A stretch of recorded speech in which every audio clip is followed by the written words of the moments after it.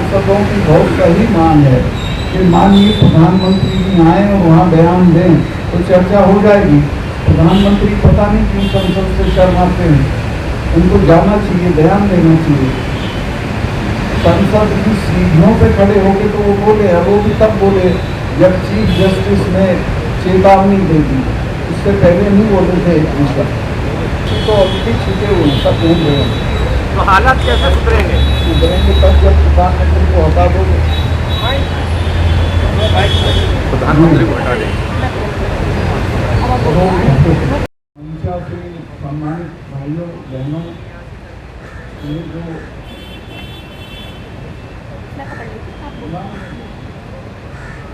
पंडित है, मैं इनका बड़ा प्रशंसक रहा हूँ। मैं इनसे मिला उसी दिन जिस दिन मुझे इस कार्यक्रम के लिए बुलाने गई, लेकिन मैं इनका हर कार्यक्रम देखता था और जिस तरह धड़ल्ले से लड़ती थी, किसानों के सवाल पे, महिलाओं के सवाल पे, नौजवानों के सवाल पे, तो इनमें वो चमक दिखती थी कि बहुत दूर तक जाएंगे। और आज मुझे लगा कि इनका इरादा वाकई बहुत दूर तक जाने का है। मैं आपके इस नवोदित संगठन को अपनी तरफ से बहुत बहुत बधाई देना चाहता हूँ और ये आश्वस्त करता हूँ कि मैं आपके हर लड़ाई में, हर कार्यक्रम में जहाँ आप बुलाएंगे मैं शरीक रहूँगा। दूसरे, इस वक्त जो देश की स्थिति है उसे बताने की ज़रूरत नहीं। मणिपुर की बेटियों के साथ जो हुआ उसे आप देख नहीं पाए, मैं भी नहीं देख पाया, मैंने कहा नहीं, मुझे नहीं देखना। और बहुत ही भयानक विभत्स वो चीज़ हुई। और तकलीफ देह बात यह है कि वहाँ आज तक हमारे माननीय प्रधानमंत्री जी को इतना समय नहीं मिला कि वो वहाँ जाएं और उनके आंसू पहुँचे। पार्लियामेंट भी इसीलिए नहीं चल रही है। लोग कह रहे हैं आप पार्लियामेंट में आइए और उस पर बोलिए, वो वहाँ भी बोले, पार्लियामेंट की सीढ़ियों पे खड़े होकर तो बोल देंगे, लेकिन पार्लियामेंट के अंदर जाके वो नहीं बोलेंगे। तो मैं आपके जरिए उनसे भी प्रार्थना करना चाहता हूँ कि आपको देश ने बड़ी जिम्मेवारी दी है, आप जाइए और मणिपुर की बेटियों का दर्द देश के साथ साझा करिए। देश में किसानों की तो बहुत बुरी हालत है, बताने की ज़रूरत नहीं है। मैं खुद किसान हूँ, मेरे यहाँ खेती होती है, बचपन से मैं खेती में था और उनके सवालों पे कोई संजीदा विचार देश में नहीं होता है। ये जो किसान आंदोलन था, मेरा ख्याल है दुनिया में ऐसा आंदोलन हुआ नहीं। 1 साल से ज़्यादा चला और एक चिड़िया पे पत्थर नहीं फेंका गया, कोई वायलेंस नहीं हुई। 700 किसान मर गए।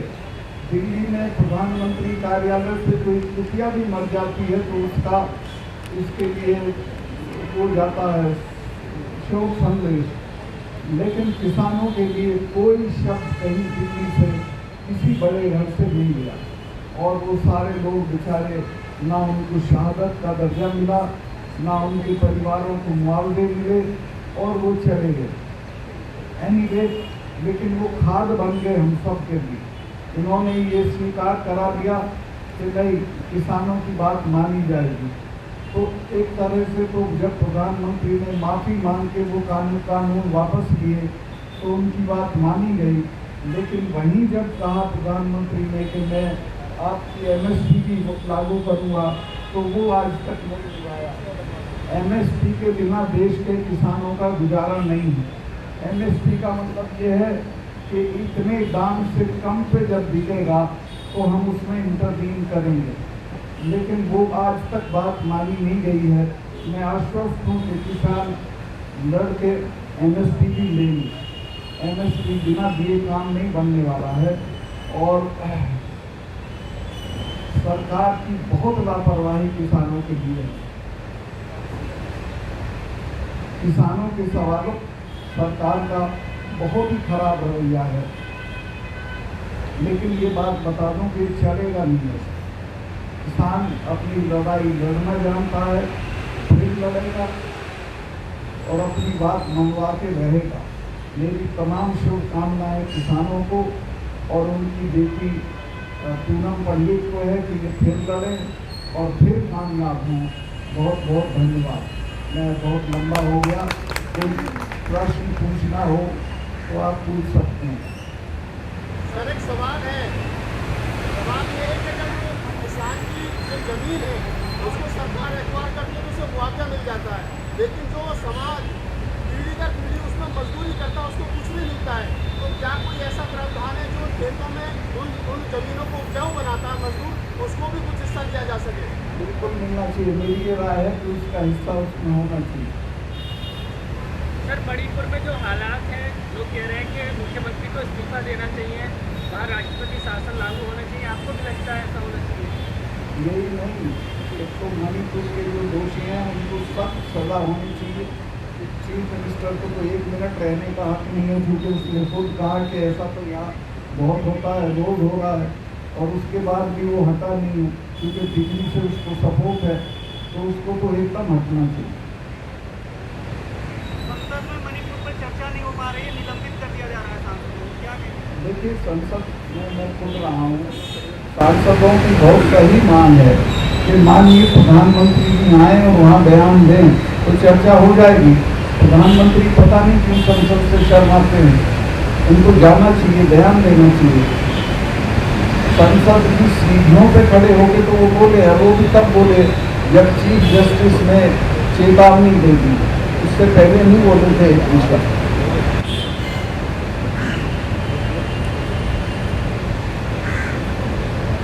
Anything else? कोई और क्वेश्चन है तो बताइए। मेरा एक क्वेश्चन है आपसे सतपाल जी।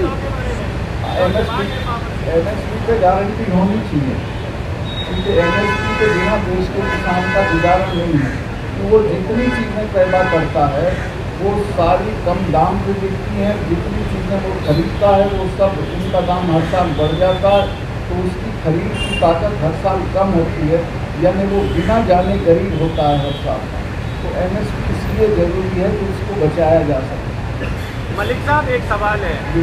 प्रधानमंत्री जी कह रहे हैं कि जो दोषी हैं मणिपुर के उनमें उन्हें छोड़ा नहीं जाएगा, लेकिन जब उन्हीं के मुख्यमंत्री कह रहे हैं कि ऐसी तो घटना है बहुत है, लेकिन फिर बदलाव कैसे होगा? प्रधानमंत्री इस तरह बयान दे रहे हैं, लेकिन उन्हीं की पार्टी के ऐसे नेता बन सकते हैं। वो प्रधानमंत्री को सोचना चाहिए, दोषी तो अभी छुटे हुए सब घूम रहे हैं, तो हालात कैसे सुधरेंगे?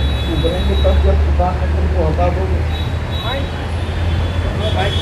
प्रधानमंत्री को हटा दें। मुख्य सवाल क्या है? मेरा ताल्लुक जम्मू कश्मीर से है, जी। तो जम्मू कश्मीर का मैं एक जर्नलिस्ट हूँ। मैं आपसे ये जानना चाहता हूँ कि जब आप जम्मू कश्मीर के गवर्नर रहे जी। तो उस दौरान 2018 में जो पुलवामा अटैक हुआ, क्योंकि मैं पुलवामा डिस्ट्रिक्ट से बिलोंग करता हूँ, जी। तो पुलवामा अटैक जब हुआ उस दौरान जब तक आप जम्मू कश्मीर के गवर्नर रहे आपने भी इस बारे में कोई बयान स्टेटमेंट था नहीं दिया, मगर जैसे ही आप गवर्नर पद से आप हटे गए दूसरी जगह आ गए आप, तो उसके बाद आपके बयान पुलवामा को लेकर बहुत से आए पुलवामा अटैक के बाद। आप उससे पहले अपनी याददाश्त को रखिए। जिस दिन पुलवामा हुआ ठीक उसी दिन 2 घंटे के अंदर मैंने 2 चैनल को इंटरव्यू दिए और बोला, और जब प्रधानमंत्री जी का फोन आया तो उन्होंने पूछा क्या हुआ, तो मैंने बताया कि इतने लोग मरे और हमारी गलती से मरे, क्योंकि हमने उनको एयरक्राफ्ट देने से मना कर दिया।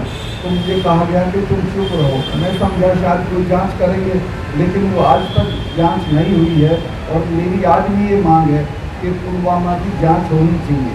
वो पुलवामा को उन्होंने